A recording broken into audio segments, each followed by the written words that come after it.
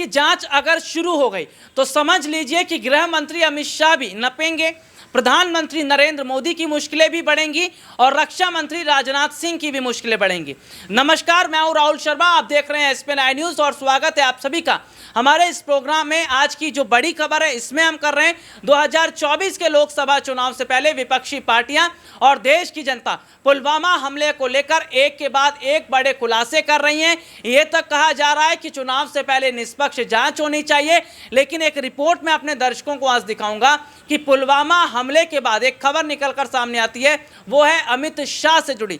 जी हाँ, आज मैं अपने दर्शकों को बताऊंगा कि अमित शाह जो कि बीजेपी में जिस तरीके से राजनीतिक कद उनका बढ़ता चला गया, उसी हिसाब से उसी तरीके से उनकी चूक संपत्ति भी बढ़ती चली गई।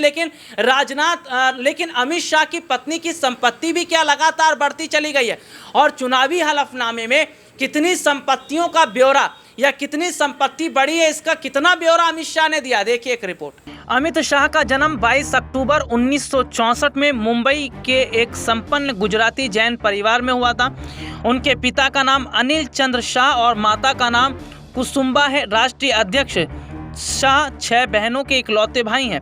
राजनीति में आने से पहले वे प्लास्टिक पाइप का पारिवारिक बिजनेस संभालते थे। अमित शाह की शादी वैसे तो 23 साल की उम्र में हो गई थी, और आपको ये भी बता दें कि शाह की अरेंज मैरिज हुई थी, लेकिन उन्होंने पहली बार वो जब अपनी पत्नी को देखने गए थे तब उन्हें उनसे जन्मों जन्मों का प्यार हो गया था।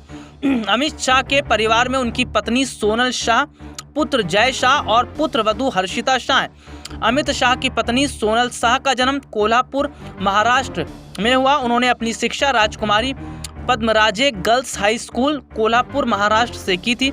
सोनल शाह भी एक आदर्श पत्नी की तरह ही है। अपने पति अमित शाह का हर अच्छे बुरे समय में उनका हमेशा साथ देती हैं। बता दें, अमित शाह की तरह ही उनकी पत्नी भी आए दिन कई सारे बड़े बड़े काम करने में व्यस्त रहती हैं। अमित शाह की राजनीति व्यस्तता की वजह से और उनके पत्नी के बीच बहुत कम मुलाकात हो पाती है। चुनाव के समय शाह की ओर से दिए गए शपथ पत्र के अनुसार उनके पास 15.29 करोड़ रुपए की अचल संपत्ति, इसमें से 12.24 करोड़ रुपए की संपत्ति शाह के नाम और 3.5 करोड़ रुपए की उनकी पत्नी के नाम पर है। शाह दंपत्ति के पास 90 लाख रुपए से अधिक मूल्य के जेवर हैं। शाह के पास 34.11 लाख रुपए के आभूषण और उनकी पत्नी के पास 59.92 लाख रुपए के गहने हैं। साल 2012 में दिए गए हलफनामे के अनुसार उस समय अमित शाह के पास कुल 11.77 करोड़ रुपए की संपत्ति थी।